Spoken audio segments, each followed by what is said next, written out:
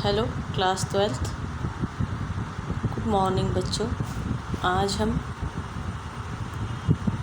सच्चिदानंद हीरानंद वात्स्यायन अज्ञेय द्वारा रचित हिरोशिमा नामक पाठ को पढ़ेंगे। हिरोशिमा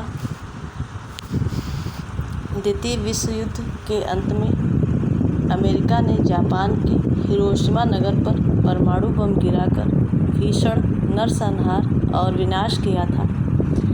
इस दुर्घटना का मार्मिक वर्णन है इस कविता का सारांश है।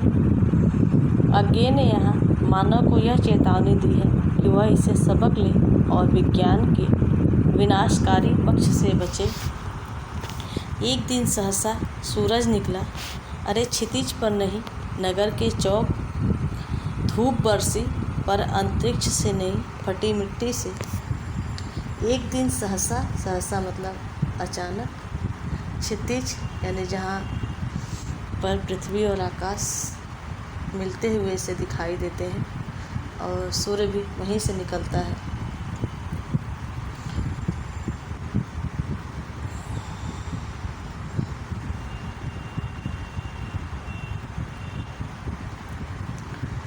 इस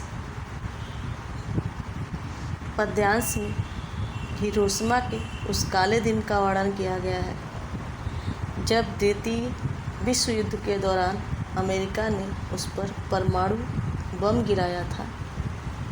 एक दिन सहसा, कवि कह रहे हैं कि एक दिन सूर्य जो है अचानक ही निकल आया। एक दिन सहसा सूरज निकला, एक दिन सूर्य अचानक ही निकल आया, अरे क्षितिज पर नहीं नगर के चौक पर वह आकाश में नहीं बल्कि हिरोशिमा नगर के एक चौक पर निकला था। धूप बरसी पर अंतरिक्ष से नहीं फटी मिट्टी से। और जिस प्रकार सूर्य के उदय होने पर आकाश से धूप की वर्षा होने लगती है, अर्थात धूप चारों तरफ फैल जाती है, उसी प्रकार उस दिन वहाँ की फटी हुई मिट्टी धूप बरसा रही थी। एक दिन सहसा सूरज निकला, अरे क्षितिज पर नहीं नगर के चौक पर, धूप बरसी पर अंतरिक्ष से नहीं फटी मिट्टी से। एक दिन अचानक सूर्य निकला, किंतु वह सूर्य आकाश से नहीं निकला। यह सूर्योदय जो है निर्जन क्षितिज मंडल में नहीं हुआ, बल्कि हिरोशिमा नगर के मध्य चौक में जहाँ जन कोलाहल था वहाँ से हुआ था। और इस कृत्रिम सूर्य रूपी अणु बम से भी सूर्य की भांति ही धूप बरसी, किंतु वह प्राकृतिक धूप आकाश से नहीं बरसी, बल्कि बम विस्फोट के कारण फटी हुई धरती से बरसी थी। इस पद्य में कवि ने द्वितीय विश्व युद्ध के दौरान हिरोशिमा पर गिराए गए परमाणु बम का उल्लेख किया है और नगर के जिस स्थान पर बम गिराया गया था वहाँ की भूमि जो है बड़े से गड्ढे में परिवर्तित हो गई थी और जिसे कविता में फटी मिट्टी कहा गया है। और बम विस्फोट के दुष्परिणाम स्वरूप उस स्थान से काफ़ी अधिक मात्रा में विषैले गैसें निकल रही थी और उन गैसों के साथ निकले ताप से समस्त प्रकृति झुलस रही थी और विस्फोट के दौरान निकली विकिरणें मानव के अस्तित्व को मिटा रही थी। और इस पद्यांश में इन्हीं सब बातों का प्रतीकात्मक वर्णन किया गया है कि एक दिन सूरज निकला, अचानक से निकला, पर वह क्षितिज से नहीं निकला था, वह आकाश से नहीं निकला था, बल्कि हिरोशिमा नगर के एक चौक पर निकला था। और जिस प्रकार जब सूर्य उदय होता है तो चारों तरफ धूप फैल जाती है, लेकिन उस दिन जो है वहाँ की फटी हुई मिट्टी जो है धूप बरसा रही थी। काव्य सौंदर्य यहाँ परमाणु विस्फोट की भीषण दुर्घटना को सूर्योदय से संबंधित कर कवि ने अपने हृदय की पीड़ा को भी व्यक्त किया है। रस भयानक है।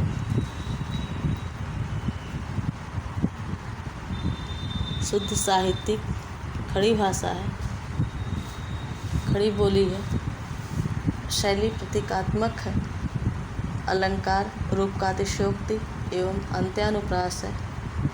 गुण ओज है, शब्द शक्ति लक्षणा है।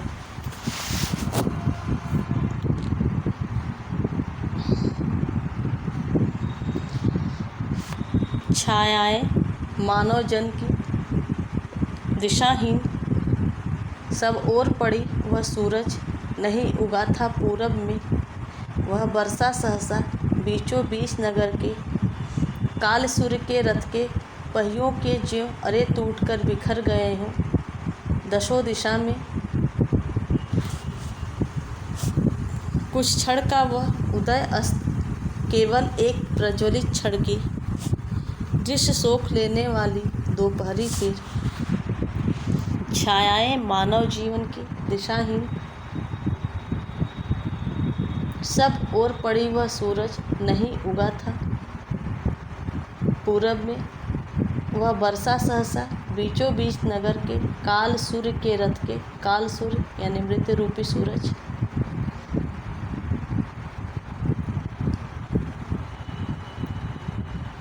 पहियों के जो अरे अरे यानी डंडे टूट कर बिखर गए हों दशों दिशाओं में। कुछ क्षण का वह उदय अस्त केवल एक प्रज्वलित मतलब प्रकाशित क्षण की, दृश्य सोख लेने वाली दोपहरी फिर।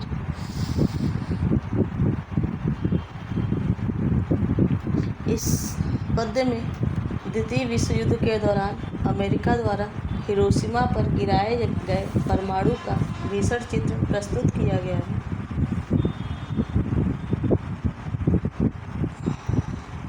छायाएं मानव जन की दिशाहीन हिरोशिमा पर किए गए परमाणु विस्फोट का उल्लेख करते हुए कवि कह रहे हैं कि जिस प्रकार आकाश में सूरज के उदित होने पर पूरी धरती पर मानव की छाया बनने लगती है। छायाएं मानव जन की दिशाहीन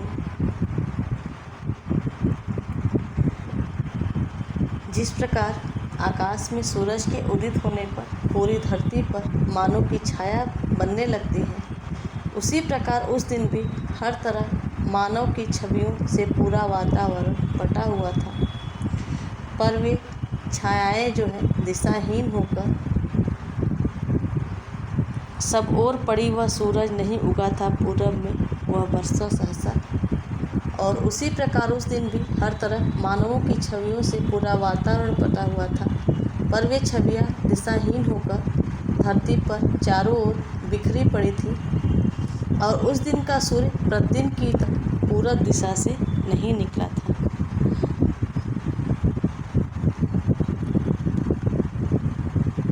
बीचों बीच वर्षा सहसा बीचों बीच नगर के काले सूर्य के रथ पर, वरन उसका उदय जो है अचानक ही हिरोशिमा के मध्य स्थित भूमि से हुआ था। काल सूर्य के रथ के पहियों के जो अरे टूटकर, और उस सूर्य को देखकर ऐसा आभास हो रहा था जैसे काल अर्थात मृत्यु रूपी सूर्य जो है रथ पर सवार होकर उदित हुआ हो और उसके पहियों के डंडे टूटकर बिखर गए हैं दसों दिशा में, इधर उधर दसों दिशाओं में जा बिखरे हों।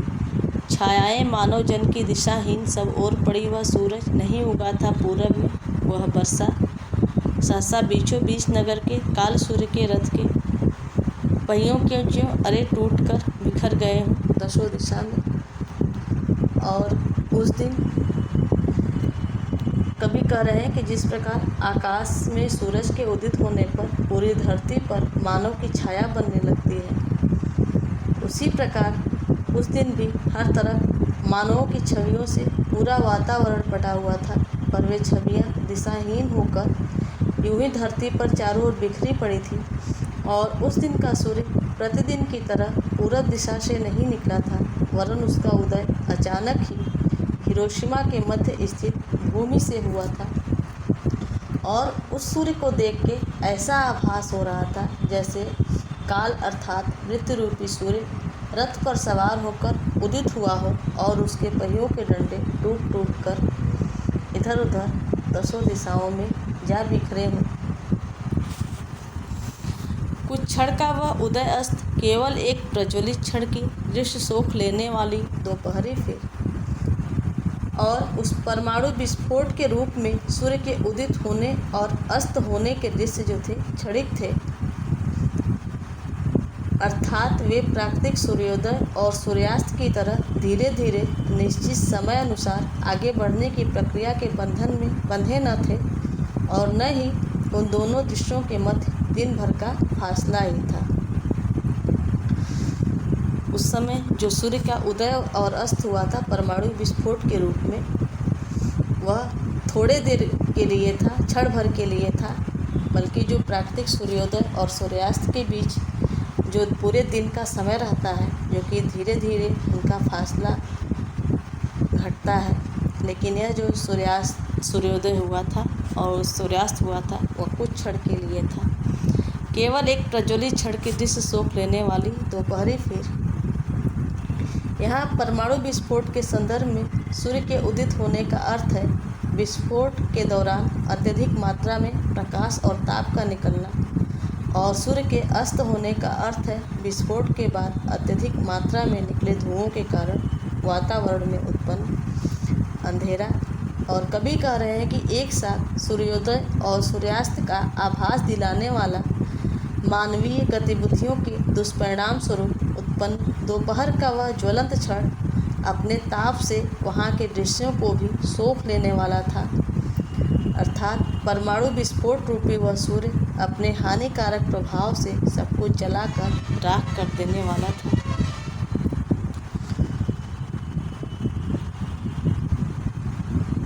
काव्य सौंदर्य। इस पद्य में परमाणु विस्फोट का उल्लेख कर विज्ञान को अभिशाप के रूप में दर्शाया गया है।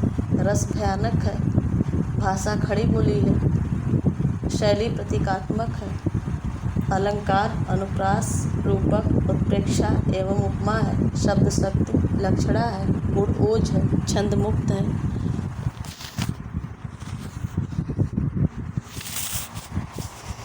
छायाएं मानव जन की नहीं मिटी लंबी होकर मानव ही सब भाप हो गए। छायाएं तो अभी लिखी हैं झुलसे हुए पत्थरों पर, उजड़ी सड़कों की गच पर।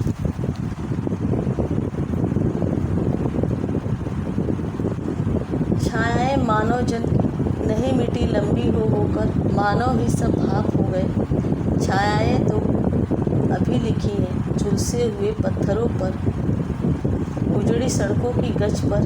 गच का अर्थ फर्श होता है।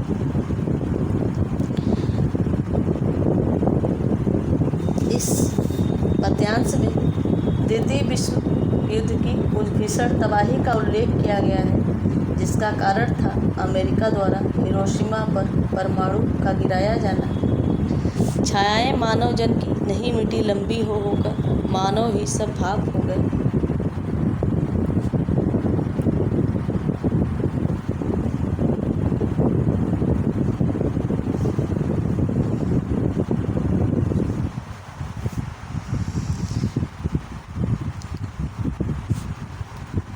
कवि कह रहे हैं कि इस प्रलयकारी प्रकाश पुंज से मनुष्य की छायाएं जो हैं लंबी होकर नहीं मिली, अर्थात धीरे धीरे विनष्ट नहीं हुई, बल्कि अचानक ही भाप बनकर विलुप्त हो गई।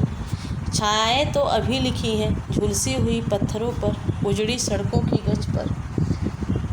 आज भी झुलसे हुए पत्थरों पर और वीरान सड़कों पर उनकी छायाएं अंकित है।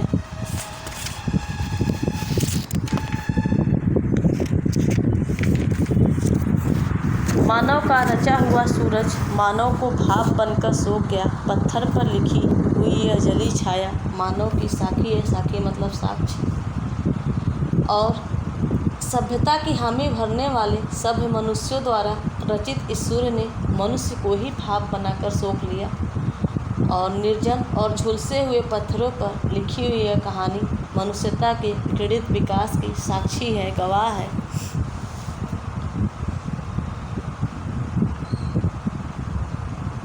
कवि जो है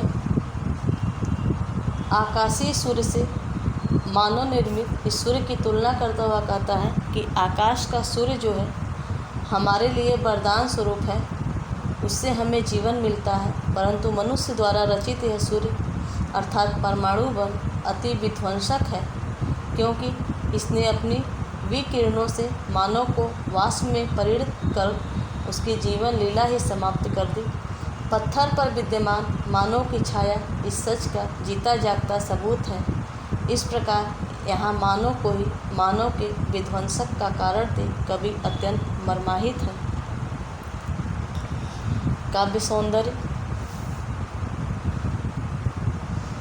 इस पद्यांश के माध्यम से मानव द्वारा विज्ञान के दुरुपयोग के लिए किए जाने पर दुख जताया गया है, ताकि परमाणु बम गिराने जैसी मानव विनाशी गलती की पुनरावृत्ति न होने पाए। रस करुण है, भाषा खड़ी बोली है, शैली प्रतीकात्मक है, छंद मुक्त है, अलंकार रूपक एवं रूपकातिशयोक्ति है, गुण प्रसाद है, शब्द शक्ति लक्षणा है।